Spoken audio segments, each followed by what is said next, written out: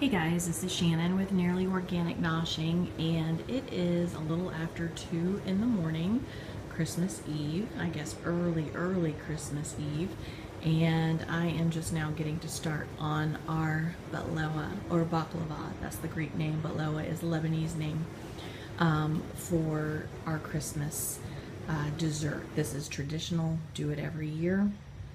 And I thought this year I would film it and show you guys what we do.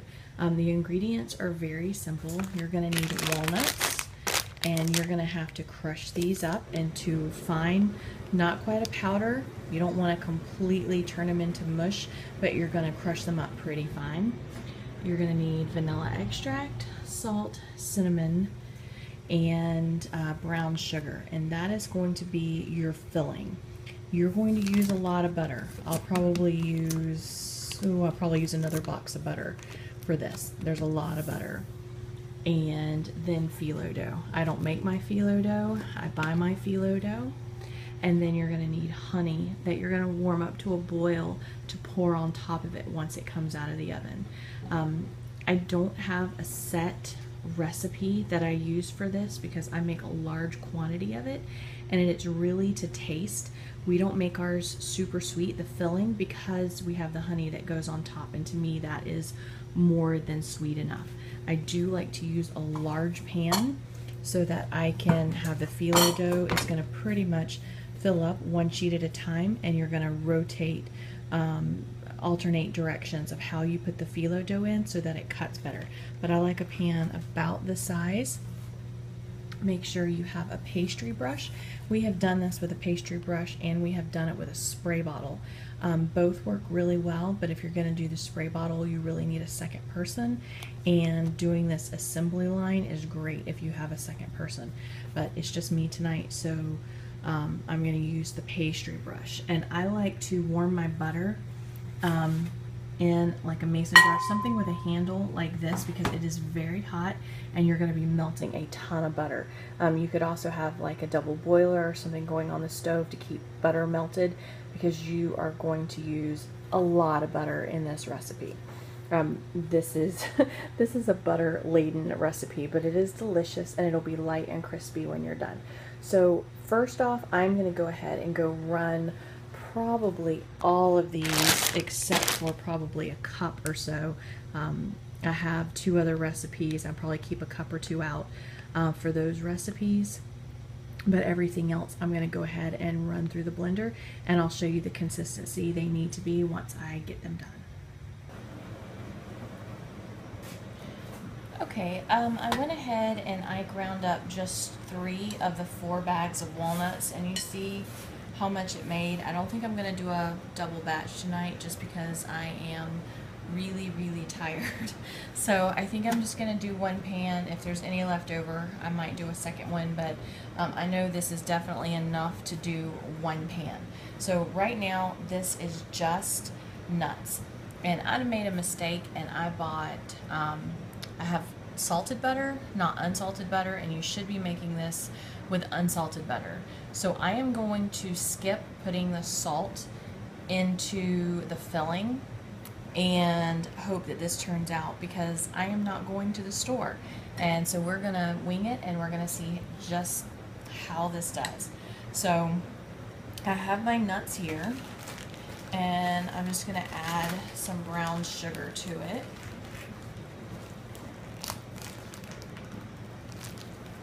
If I can get the bag open.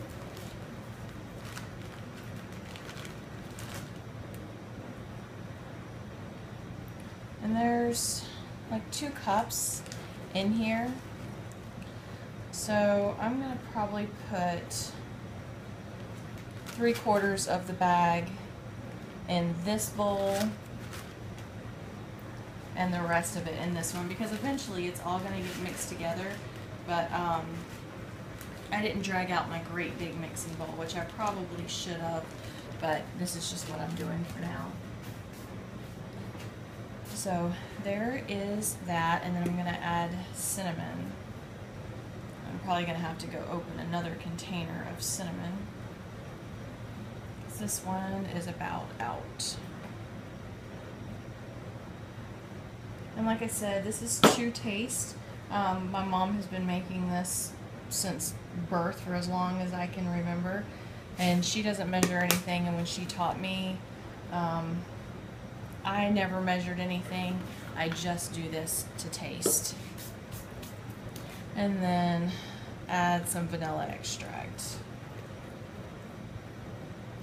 And you're gonna want it crumbly, but not wet. You wanna be able to scoop and sprinkle. And you can see the texture of the nuts when I ground them up.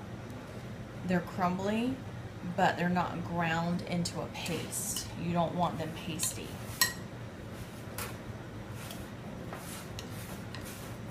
And you just need to mix this really, really well. And once it is completely mixed, then just get a couple pinches and taste it. And it should be slightly sweet, and you should be able to taste the hints of vanilla and cinnamon, but not be overpowering. So you just keep mixing until everything is all mixed in together.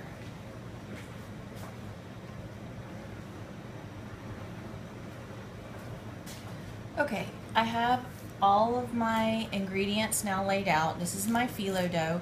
It's important to only take out one box of phyllo dough at the time.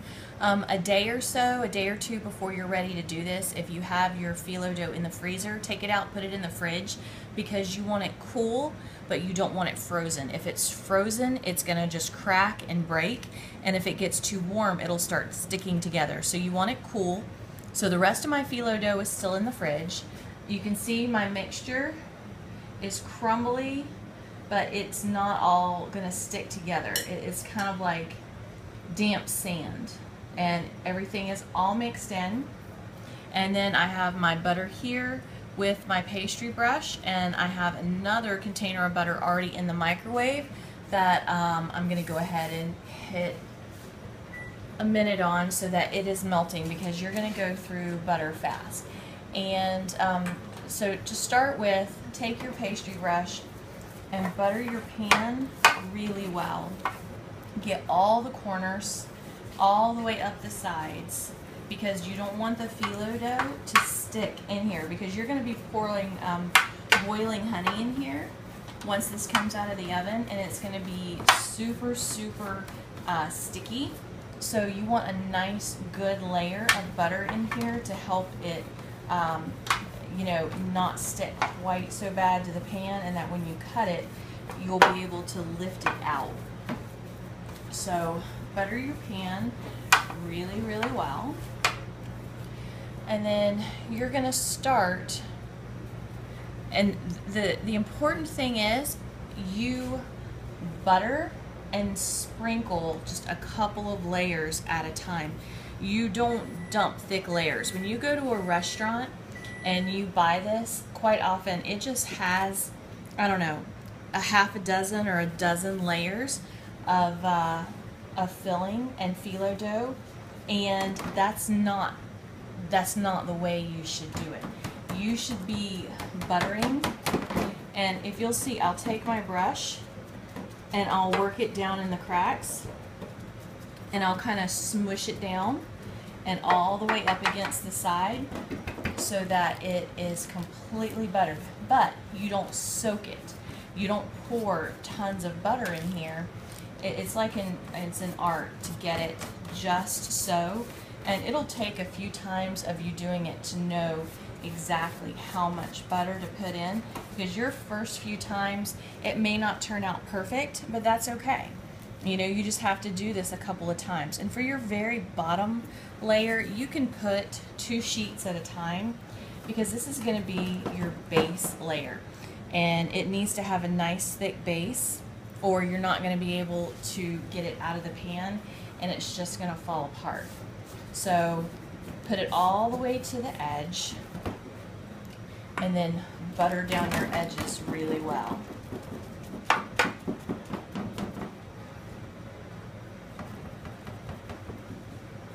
And it may seem like, you know, it's kind of too much or it's over the top, but trust me, if you don't do it, then when you try and cut it and serve it, then it's just going to fall apart.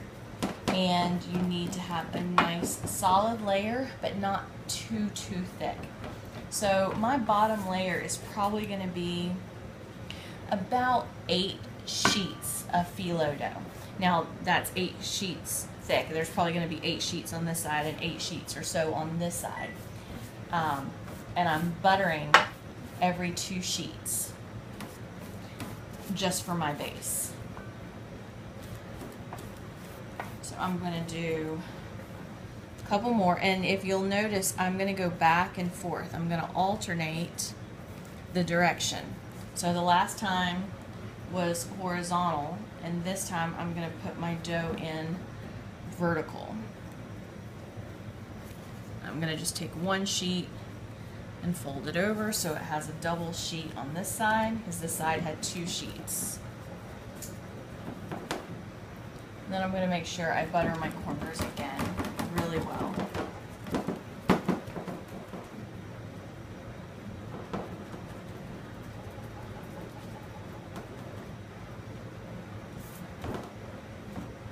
And if it starts to crumble or rip, that's okay, just butter it down.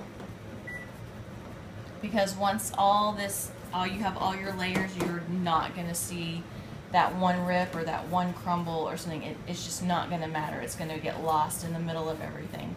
When I first started working with the phyllo dough, it was kind of intimidating because it ripped so easy and I was so afraid of messing it up.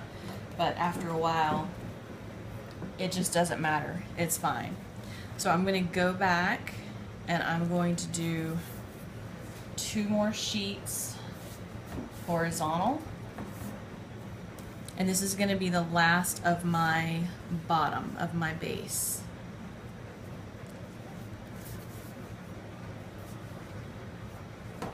So now I have a good solid base in here, and I can start building up with my layers. I'm going to butter this one in.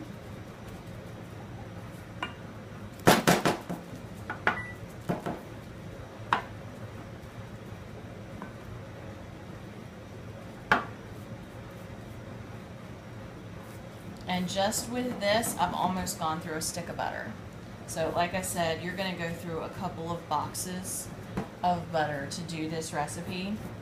This is not an incredibly cheap recipe to do.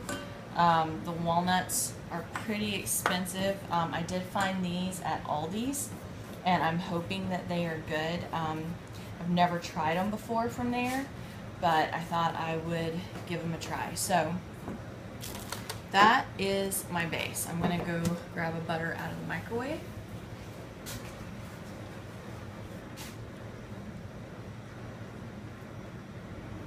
Add it to my bowl and go ahead and get another one going in the microwave melting, because I'm going to need it soon.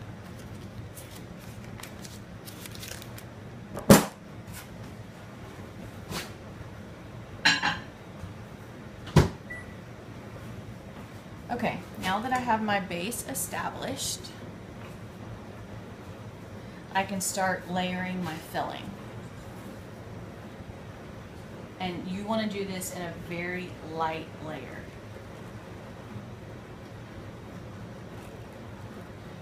You can use a spoon. Personally, I just like to take my hands because I'm more accurate sprinkling it where I want it to go than just trying to use a spoon to get an even layer, because it comes off the spoon sometimes a little clumpy. And by running it through your fingers like this and doing it, if there's a great big walnut that the blender didn't get, then you can pull it out and get the filling all the way up to the edges. You want it to go all the way to the edges. Now, you don't want a thick layer. See how thin that is? You can see the filling, you can see the dough in some points through the filling. You got that, and now you are going to put a layer of phyllo, and you are going to butter every single layer and alternate directions every layer. So there's 1 layer of phyllo dough, and butter it in. Start with your edges first.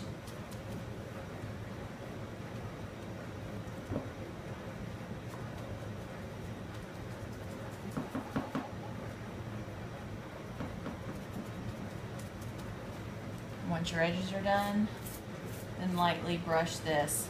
And you have to be a little bit more careful once you get to this point because it doesn't want to stick to the layer below because you have filling in between.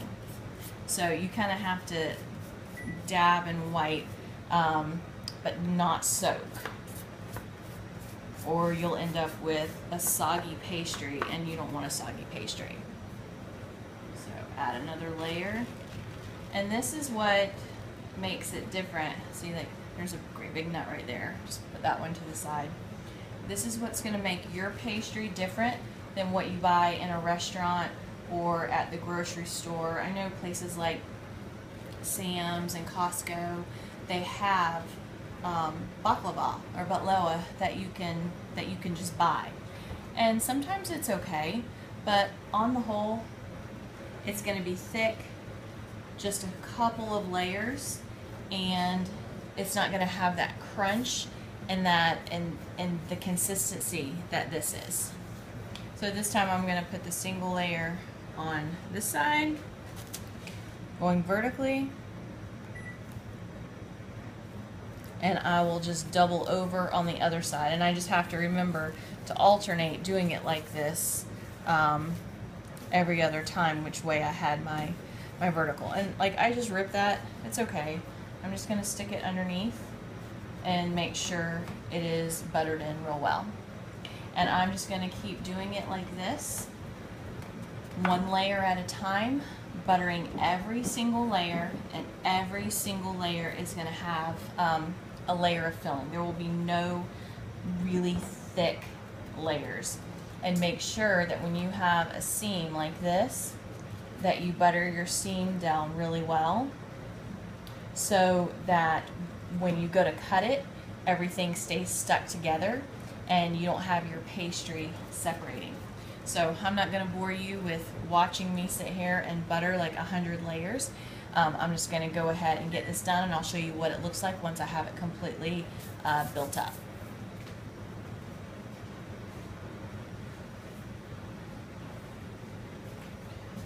Okay, so I have the last of the filling on the top, and now I'm going to do my top layers so that I'll have like a top crust. So again, you're just going to alternate kind of like you did the bottom, and it doesn't matter which direction you start, just opposite of whatever the bottom layer or the layer below this one was.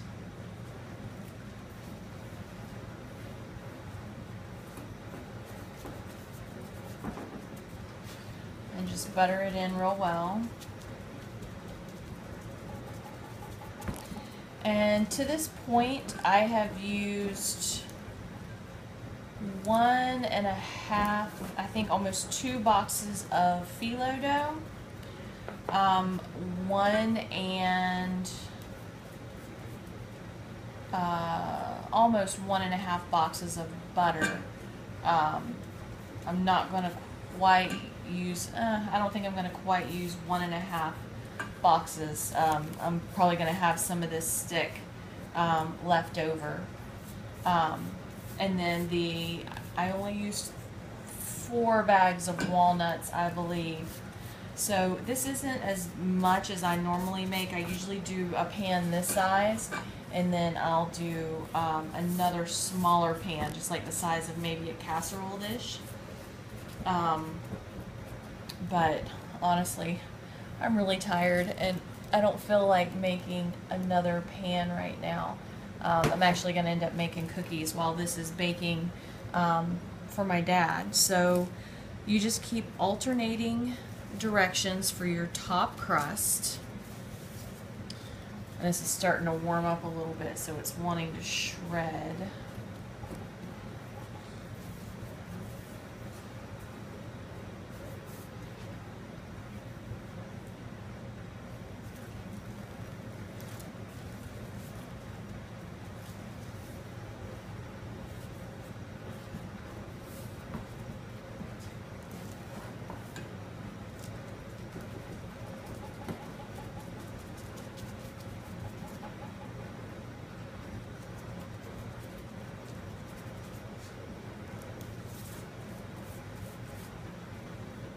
butter it in real well.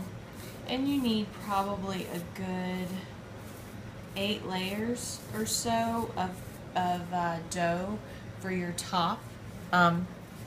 You could probably get away with 6. I'm just going to put whatever I have left here and call it good because I don't want to open another container of dough just for my top crust. So whatever I end up with here is what my top crust is going to be. So I think this is like, I don't know, maybe 5 layers, 4 layers, 5 layers, something like that. My top crust is going to be a little thin, but it'll be okay. I don't want to open another container of dough just for that. So, and you can put your phyllo dough in the freezer, and it'll last for quite a long time in the freezer. And there's just so many things you can make with phyllo dough. But this is my once a year Christmas dessert that I make, and it's pretty decadent. It's not exactly cheap to make, but for once a year, I think we can indulge a little.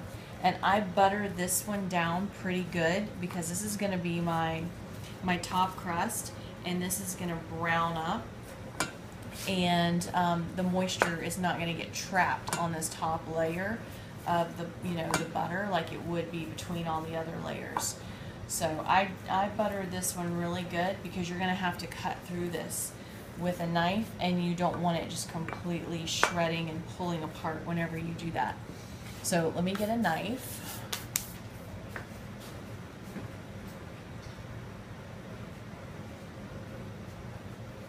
And butter your knife, which I maybe should have gotten a longer knife, but this will probably work.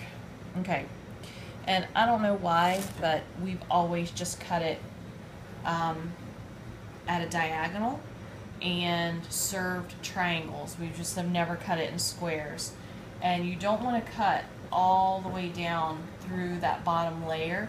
When you get close to hitting the bottom, just stop, because you want your bottom layer to stay pretty much intact so that the honey doesn't just seep out and go into the bottom once you pour your boiling honey. So you're going to cut all your lines, because these are going to be how you serve when it comes time to cut this. And then you're going to bake until it is golden brown. When it is a nice, even, very golden brown color, and like I said, depending on your elevation and your area will depend on how long you bake. Usually it's at least 35 minutes, maybe a little more. But I do it based on sight, not time. So, and then I'll just cut in a diagonal this way. And yes, you are going to have some funky shaped pieces, but that's just the way it is every year. This is just tradition that this is how you do it. And I have a couple of mine that are wanting to pull loose.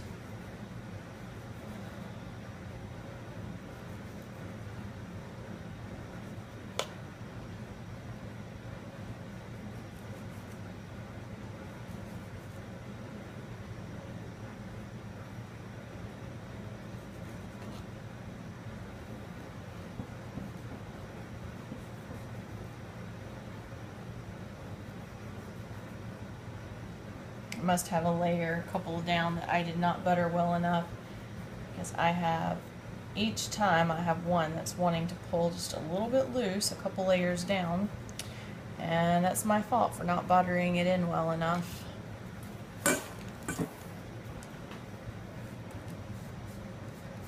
And my oven is preheated to 350.